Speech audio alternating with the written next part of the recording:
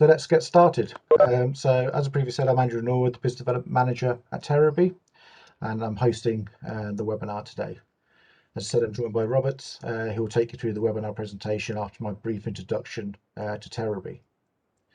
So who is Terabee? Well, we're a French sensor and sensing solutions company that was founded in 2012.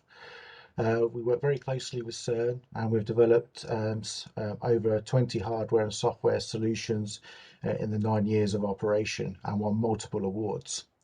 We're rated the top 6 innovative European companies, with our headquarters located 5 kilometers northwest from Geneva Airport. So in terms of our core competencies, so it's optical time of flight in the form of LED rangefinders, LiDAR, distance sensing, and 3D time of flight cameras. We also have expertise in thermal cameras and radio frequency technology, and all of this is made possible by developing algorithms and control systems and software as a service. Next slide, please, Robert.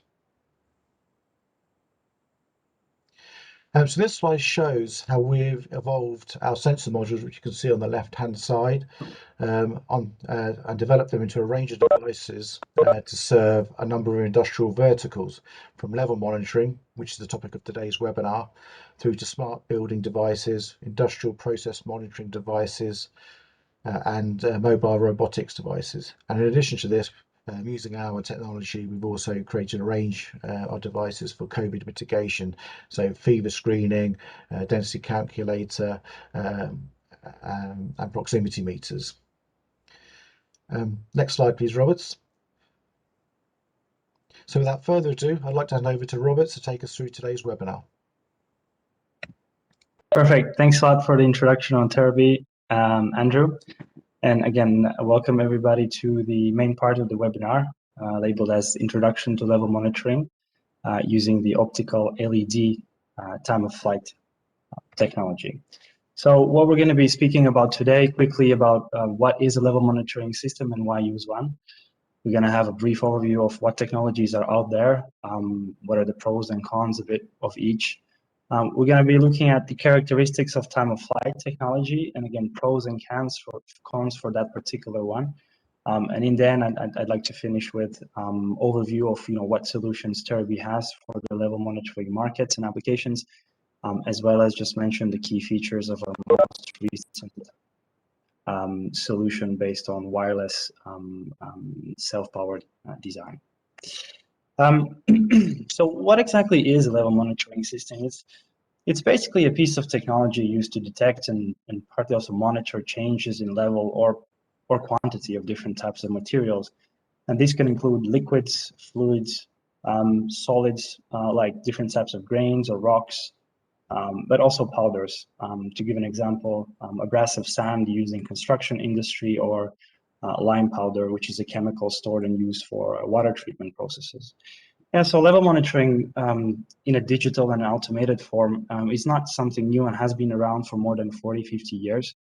As a result of that, a number of different methods and technologies have evolved that are now used to monitor these level changes in different tanks. And clearly, there's more than 15 technologies, so it's a wide range of available products out there in the market. And each of them have their own benefits and disadvantages of that. And clearly, the need to monitor all these products stored also brings the need for different storage possibilities. So one of them are closed silos. One reason is convenience, but another is sometimes these can be chemical materials that need to be somehow enclosed and protected from the environments we live in every day. These can be semi-closed tanks or open tanks, which often requires storing large amounts of materials, since it's a bit complex and expensive to store them in those containers. Or maybe needs access with special equipment for intake or outtake. And an image here on the right-hand side with an excavator truck is a good example of that, right? But these materials can also be in their natural form, and some of the best examples are rivers, lakes, or rising levels of snow levels in the mountains based on the seasons.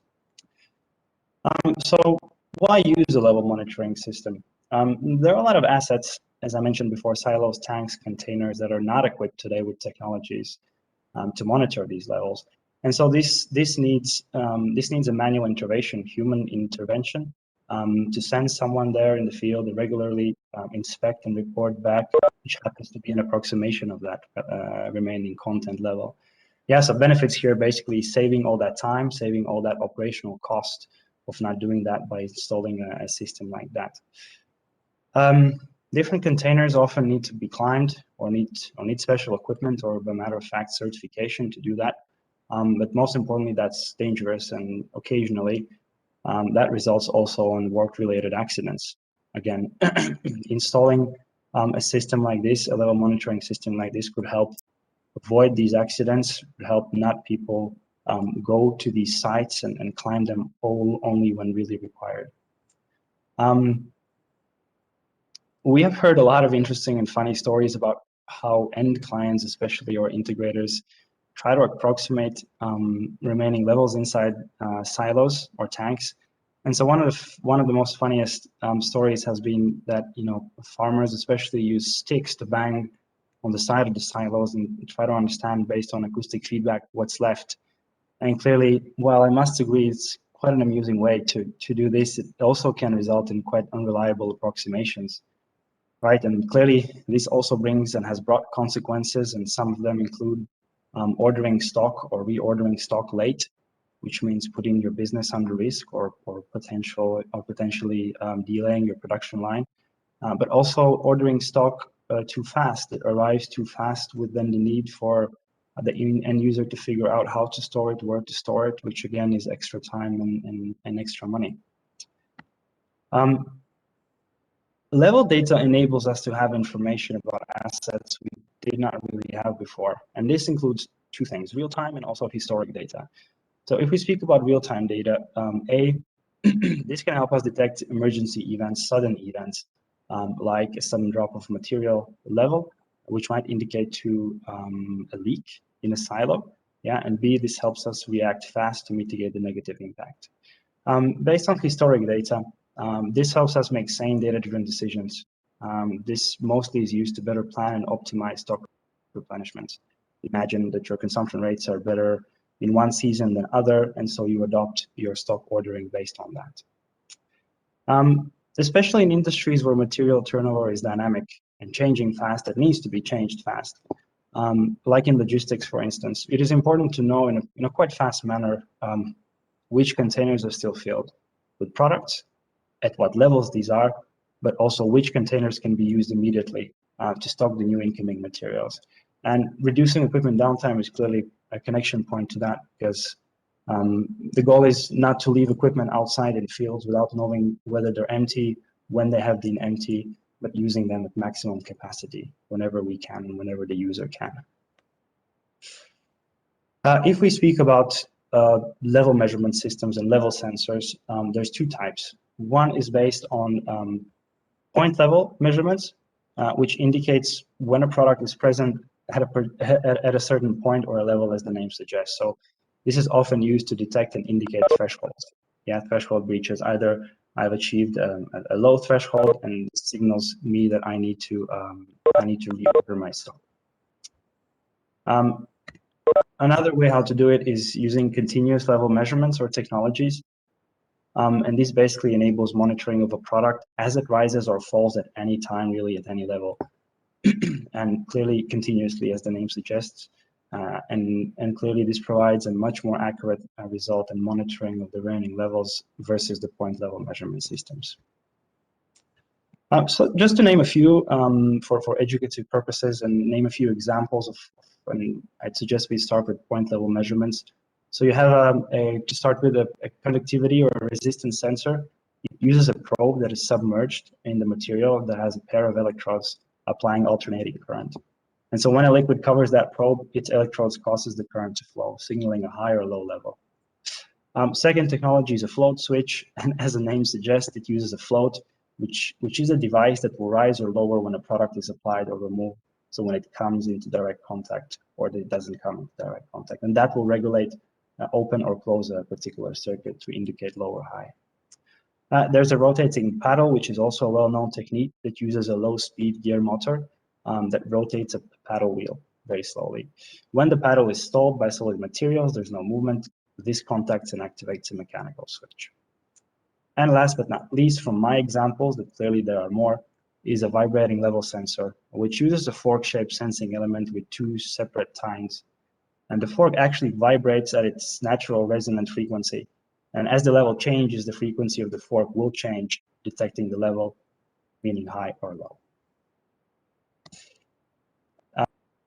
Important to mention that all these technologies require active contacting of the material. Yeah, so they need to go in direct contact with the monitored products. And as we'll find out, there's other ways, contactless ways to doing that too. And so to speak about the continuous level measurement systems, here I wanted to mention a few examples and narrow down to also clearly where Terabee is. To start with, a capacitance level sensor, again, is a contact-based proximity sensor which gives off an electrical field and detects a level by the effect on its electrical field.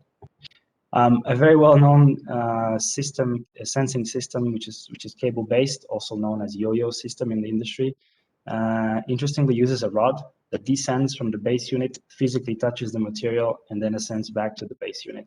Length used to perform this task is then converted into remaining material level. Yeah, so one great advantage of this technology is used and suitable for level detection of submerged solid materials. So meaning when you have a layer of liquid material that is on top of that solid material, and it's quite impossible to detect with alternative technologies. Ultrasonic level sensors and radar level sensors are two different technologies, but use the same technique, time-of-flight technique, to calculate the distance. So ultrasonic level sensors are operated by emitting an acoustic wave at different frequencies. The sound waves are then reflected back to a transducer, and then the distance is calculated. The same applies to the radar level sensors, only they transmit and receive microwaves. Yeah.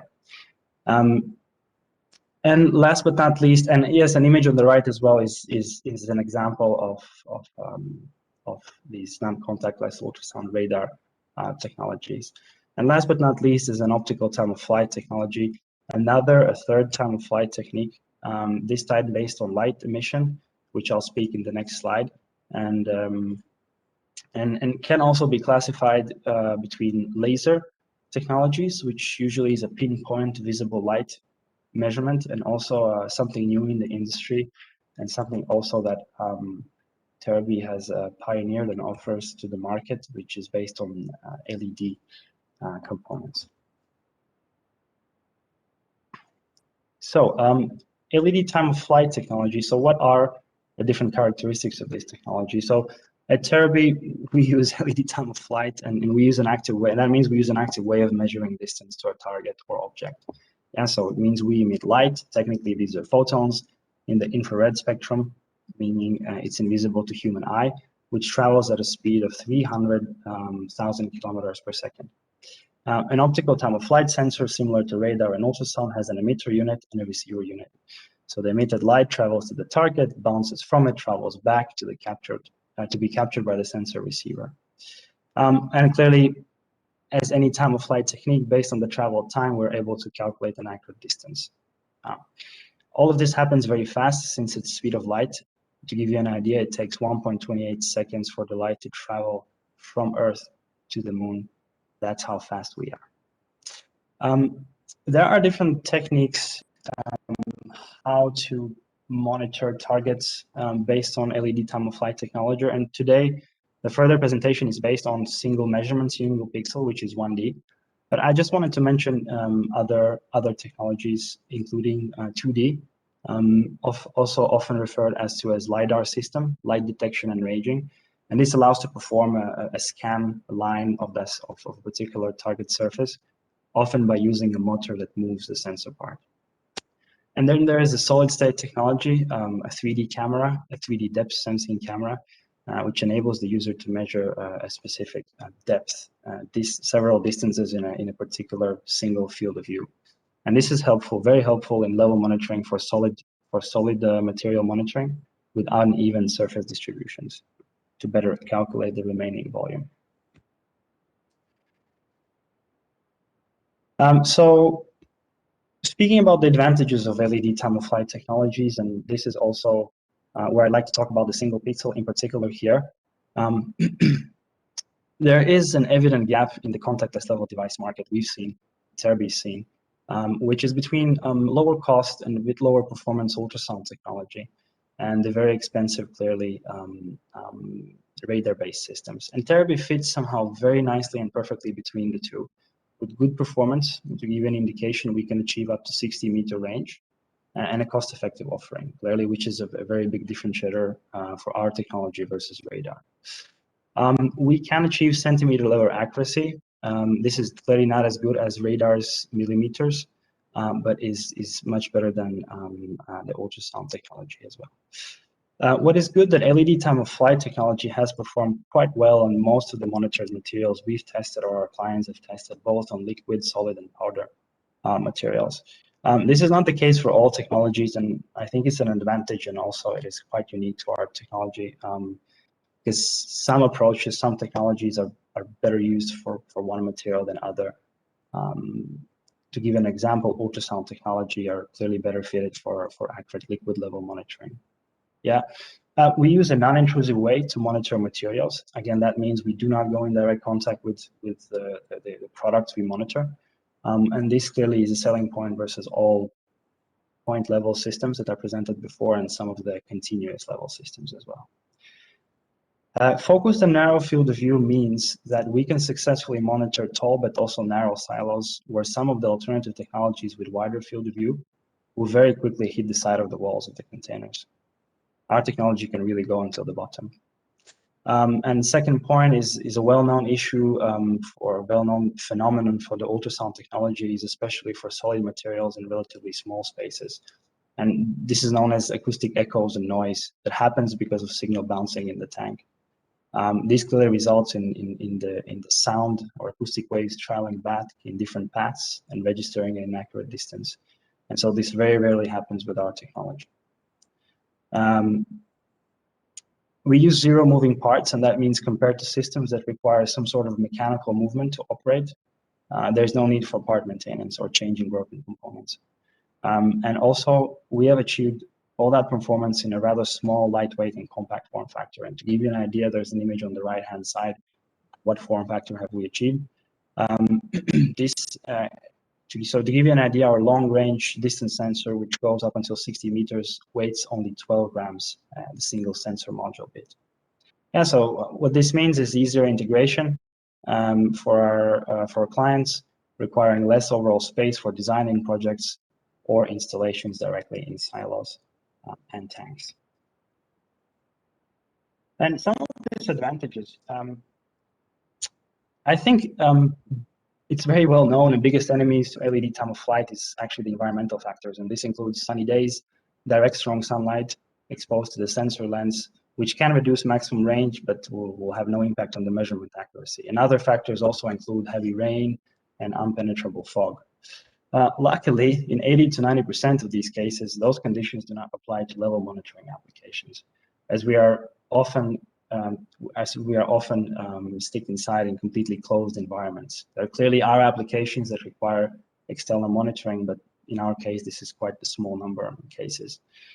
And so this means no or very minimal presence of ambient light or any external factors that usually might be a problem for LED time-of-flight technology. We often get questions, is LED time-of-flight sensitive to large amounts of dust? And I think there's maybe two phenomena to clarify here. So first of all, in some cases, doing refilling of solid materials, let's take an example of grain, there's a lot of movement in the air, and hence it can create a cloud of dust, which may be impenetrable for the LED time-of-flight measurements. However, as soon as the refilling is over, very quickly the airborne dust settles, and measurements can be accurately taken again of the target material. And in 95% of the cases, this has not been an issue for our clients, for our integrators, and is more than acceptable. Unless clearly this is a very active every second process automation application. And second point is dust dirt accumulation on sensor lenses over longer periods of time. We're very well aware of this topic, and clearly this strictly depends on the material type. that is monitored, whether it is also dry or humid as well, if the material sticks or not. Most of the solid materials have performed very well using the LED time-of-flight technology with no issues related to sensor performance, and not needing any lens cleaning as well over longer periods of time. We're speaking months and years. This also includes products like animal feed. Clearly, we're talking about solids. Other possibly finer and more sticky materials, and to give an example, lime powder particularly, we've tested that, have proven to be more difficult in longer term and does require sensor lens cleaning on a frequent basis, as the material sticks often to the lens. And as a relatively young company, we're still in an active qualification process of compatible materials. However, most of the times our technology has proven to work quite well. There is also often a question about how well LED time-of-flight technology performs on transparent surfaces, and there's mostly two factors. One is the type. This often comes to a particular material that people want to monitor, and that's water. And so there's two major factors. One is the type of water. So either it's a dirty, opaque, and turbulent, which will be easier for us to detect, or it's calm, clean, and transparent water that could be a bit more tricky. Yeah, installation angle under which the device is installed to monitor the water level can also be very important, and we always suggest to strictly use perpendicular measurement against the surface. Measuring under an angle, especially under a strong angle, might mean that the light might penetrate the surface and measure something beneath the water surface, like the bottom of a river or lake, for instance. Very often asked question, can LED time-of-flight technology measure submerged solids? Absolutely not. This is not an application we suggest. And clearly there's other technologies that are better for this. And we do not suggest this. And now for the remaining time, I just wanted to have your attention a bit on the solutions that Terabee has as of today for level monitoring applications. And 4 or 5 years ago, we started with quite a modular sensor module family. As you can see, they offer different classes, different ranges, and different performances. These are developed in a very small form factor, again, modular design with various known cable-based interfaces, USB, UART, I2C, very low consumption requirements, and all of this makes it ideal for integrators and original equipment manufacturing projects, where the sensor module is added and part of a larger hardware system, so there is a level of integration. Then very quickly, in the last 2 years, we've also moved into what we call application products, which is based also on our proprietary LED time-of-flight sensor modules on the left-hand side, but they're actually standalone products. So what that means is they're ready to be directly installed for level monitoring applications in silos or tanks with no or very minimal integration efforts. Yeah, so mechanical design. So the difference here is that the mechanical design is well adapted for easy installation.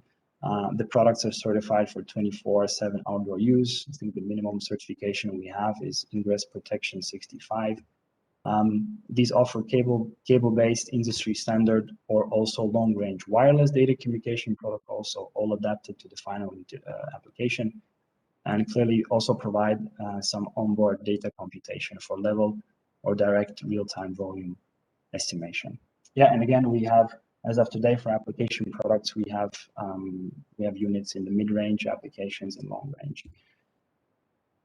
And just to add in the end, we have had interesting traction from a variety of markets and applications, and I think it's fair to say that most of it is coming from the agriculture sector, where animal feed bins, different types, poultry, pork, chicken, they all need to be monitored.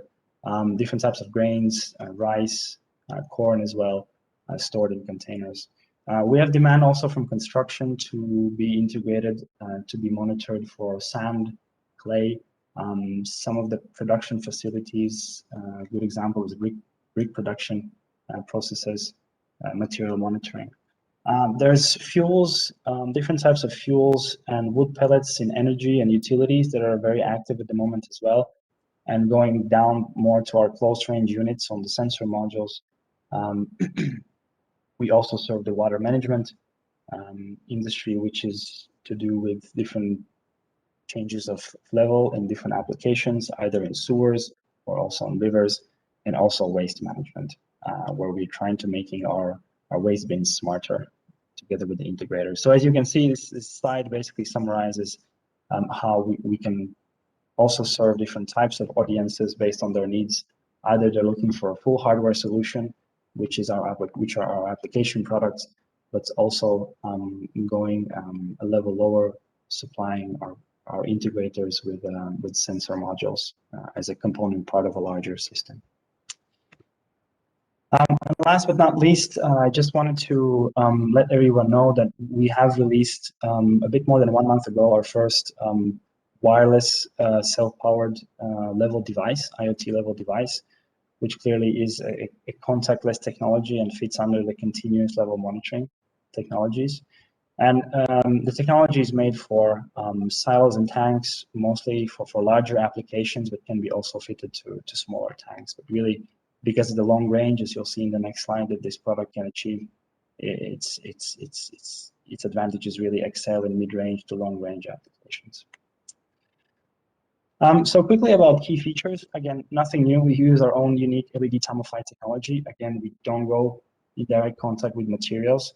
We can achieve up to 60-meter range. That means we are using our the long-range LED unit there.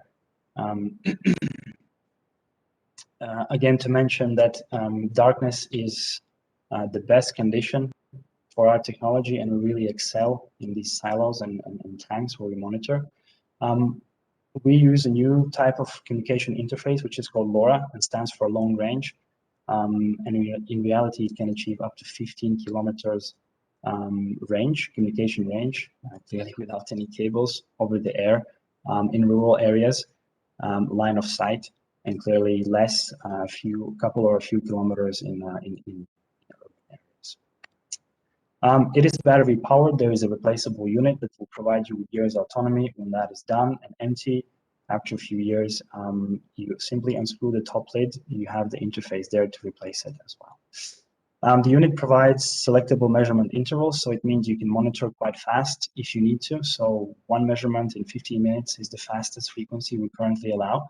But you also can preserve the battery lifetime and monitor only once a day if your application needs to. Again, a very big advantage is the cable-free installation, which for integrators means saving time and cost during each silo installation. We've been dealing with integrators that have a couple or a few hundreds of silos to be installed. And so clearly that means, time spent for each.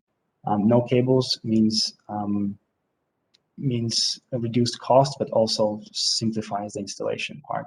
And also you're not dependent on local infrastructure for power and data receiving, and you can also install in remote locations. Clearly, we're certified for outdoor use, and we can use outdoor applications like in agriculture all the time with the ingress protection 65. Last but not least, but the device itself, it comes with a piece of software that you plug in your computer. You open the app and you can quickly configure, you can quickly test. The uniqueness of this product is that while over LoRa, it streams the data fastest once in 15 minutes. When you connect it to the USB on a PC, you can have a live distance stream with, I think, 1 update rate per second, which is quite fast and convenient to test and quickly qualify different material fit as well. And it is also IoT platform independent, meaning that we do sell only the hardware units, the end device in the LoRa world. And that also means that we're not proposing our own IoT platform, our own network infrastructure. And this is also our strategy to work with integrators and with final solution providers that are looking for ready third-party IoT level monitoring devices. I think that's all. And with this, I open the question and answers section. Andrew, maybe back to you. Yes, so I don't see any questions in the chat at the moment. If anyone does have a question, please write it into the chat now. But Robert, so I have a couple of questions in mind. One is, how does the LED time-of-flight technology perform in complete darkness, and can that be an issue for measurements? Absolutely not.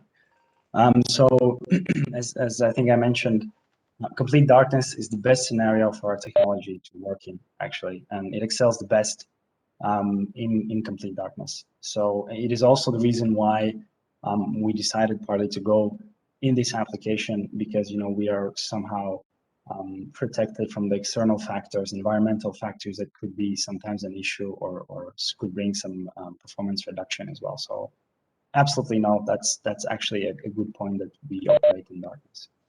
Okay, thank you. We have a question from Alex regarding MSRP or LoRa, question mark. Could you repeat that, please? MSRP or LoRa. Okay, I think was it Alex, right? I think we can take it. I think we could take it right after the call together. I'll answer that via email, because I'm not really sure about the abbreviations at the moment. Okay, and one from Jim. You showed a slide next to this wireless unit that had a box with 4 other sensors. What is this, and what does it do? Yeah, sure. So I was showing our multi-point level monitoring system. It's basically a central box called a supervisor that allows a connection up to 8 sensors and allows to monitor groups of silos. So imagine you have possibly a group of 6 silos, and you can conveniently connect a sensor and install a sensor in each and connect all of that data to a single central box. On that box, the box is responsible for triggering the sensors, retrieving the data, performing the onboard computation and level estimation, and also comes with an integrated web application where you can basically set your level monitoring or volume calculation algorithms. Yeah, and then clearly out of that box, you have a single output from up to 8 devices that are connected and monitor those silos. Okay, great. Again, I'm very happy to provide more information after the call. And Alex has clarified his question. He wants to know what the end user price is for the LoRa system. I'll be very glad to discuss this privately with you, Alex. No problem. And we have a question. How does the sensor measures different levels of grain in a big silo? So in a large diameter silo, do you have to use Sure. more than one sensor? Yeah, absolutely. So one part of the purpose for the stock level monitoring system, which is a multi-point system, it can also be used to put multiple sensors inside a silo strategically and monitor several points.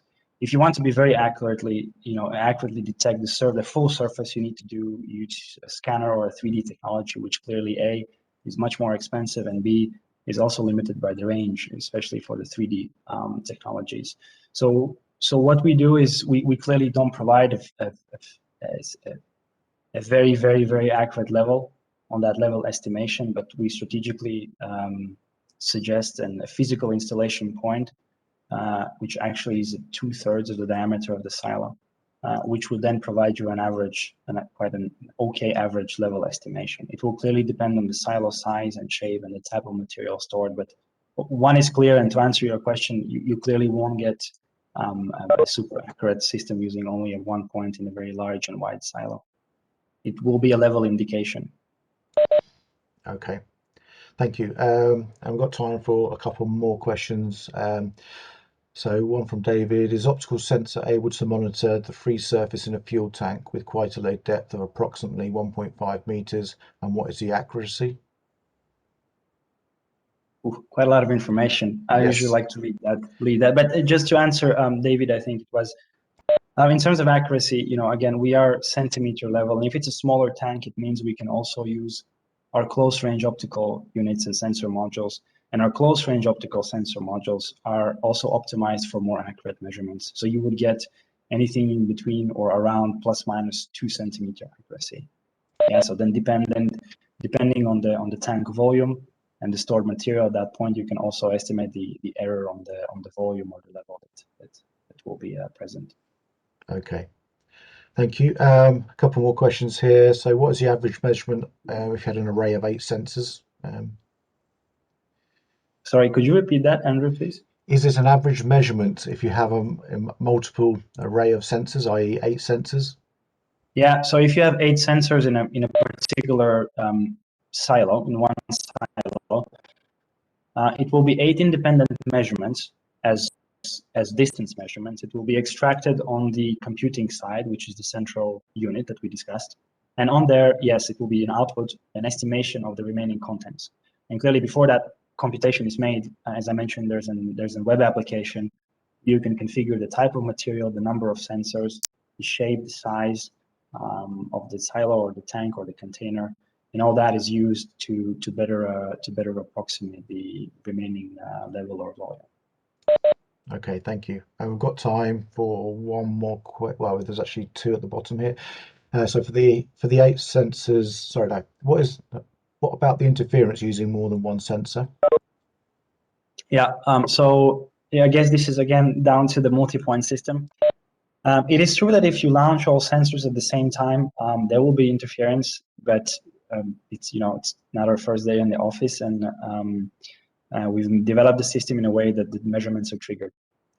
So even if you have 8 sensors in a single silo, which is large on a single environment, stock or a pile of material, the crosstalk or the signal interference, as you say, will be completely avoided, because at a time we launch, we operate only one sensor. At the same time, others are waiting, resting. Okay, thank you very much for that, Robert. Okay, I will now bring the webinar to a close. I'd like to thank Robert, our product manager, for delivering such an informative presentation on the introduction to on the level monitoring used in the LED time of flight. If you just click the next slide, please, Robert. And finally, I just want to make you aware of our next webinar, which is on Thursday, the 8th of July, at 3 p.m. Central European Standard Time, entitled The Introduction to Infrared Thermal Imaging Sensors. The link you see at the bottom, we will send, if you're interested, basically we'll send an email out to everyone in the webinar with that address, but also it's where this webinar recording will be posted, so you can actually go and replay this one and previous webinars that we've conducted. Next slide, please, Roberts. And finally, I'd like to thank you all for joining us today. I hope you found it informative and interesting. And Roberts, if you could stop presenting, I would like to launch a poll. And if you could just spend a few minutes completing it before you leave, it would be very much appreciated, so we can get some feedback. So I'll just do that now. Mm-hmm. While you are doing that, Andrew, I just wanted to say to everyone that have more questions, maybe there were some in the chat that I didn't manage to answer on time, please send them through on our general address, or for those who know me personally, or some of my colleagues, please feel free to get in touch directly, and I will be clearly very glad to support you.